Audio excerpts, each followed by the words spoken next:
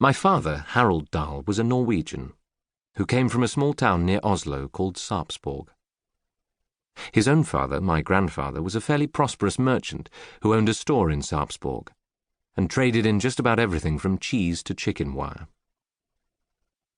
I am writing these words in 1984, but this grandfather of mine was born, believe it or not, in 1820, shortly after Wellington had defeated Napoleon at Waterloo. If my grandfather had been alive today, he would have been 164 years old. My father would have been 121. Both my father and my grandfather were late starters so far as children were concerned. When my father was 14, which is still more than 100 years ago, he was up on the roof of the family house replacing some loose tiles when he slipped and fell. He broke his left arm below the elbow. Somebody ran to fetch the doctor, and half an hour later this gentleman made a majestic and drunken arrival in his horse-drawn buggy. He was so drunk that he mistook the fractured elbow for a dislocated shoulder. "We'll soon put this back into place," he cried out, and 2 men were called off the street to help with the pulling. They were instructed to hold my father by the waist while the doctor grabbed him by the wrist of the broken arm and shouted, "Pull, men! Pull! Pull as hard as you can!" The pain must have been excruciating.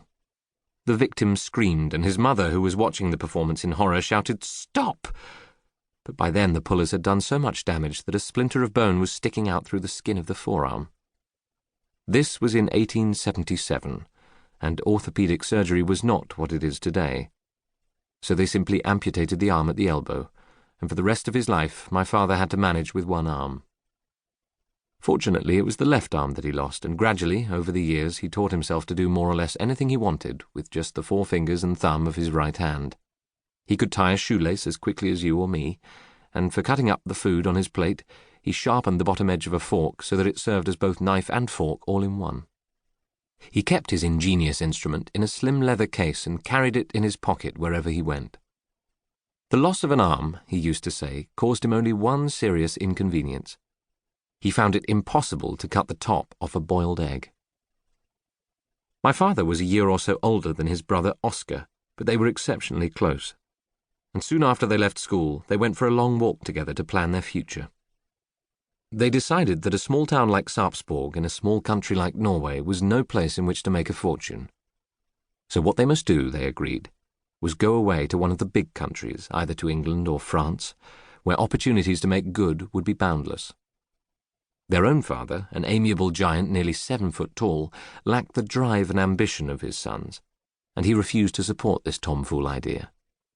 When he forbade them to go, they ran away from home, and somehow or other the 2 of them managed to work their way to France on a cargo ship. From Calais they went to Paris, and in Paris they agreed to separate because each of them wished to be independent of the other.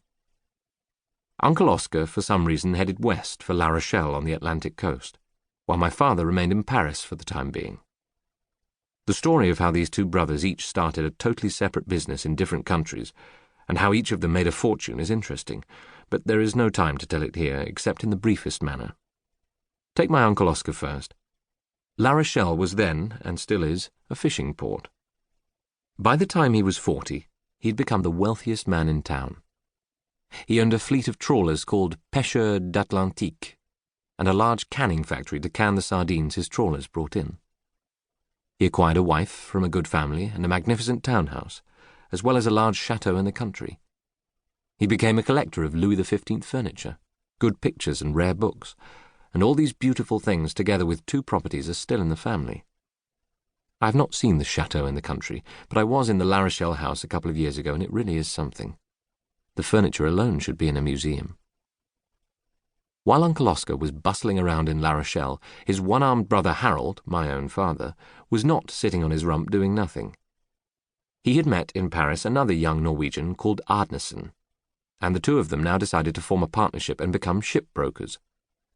A shipbroker is a person who supplies a ship with everything it needs when it comes into port: fuel and food, ropes and paint, soap and towels, hammers and nails, and thousands of other tiddly little items. A shipbroker is a kind of enormous shopkeeper for ships, and by far the most important item he supplies to them is the fuel on which the ship's engines run. In those days, fuel meant only one thing. It meant coal. There were no oil-burning motor ships on the high seas at that time. All ships were steamships, and these old steamers would take on hundreds and often thousands of tons of coal in one go. To the shipbrokers, coal was black gold. My father and his newfound friend, Mr. Arneson, understood all this very well. It made sense, they told each other, to set up their shipbroking business in one of the great coaling ports of Europe. Which was it to be? The answer was simple. The greatest coaling port in the world at that time was Cardiff, in South Wales. So off to Cardiff they went, these two ambitious young men, carrying with them little or no luggage. But my father had something more delightful than luggage. He had a wife, a young French girl called Marie, whom he had recently married in Paris.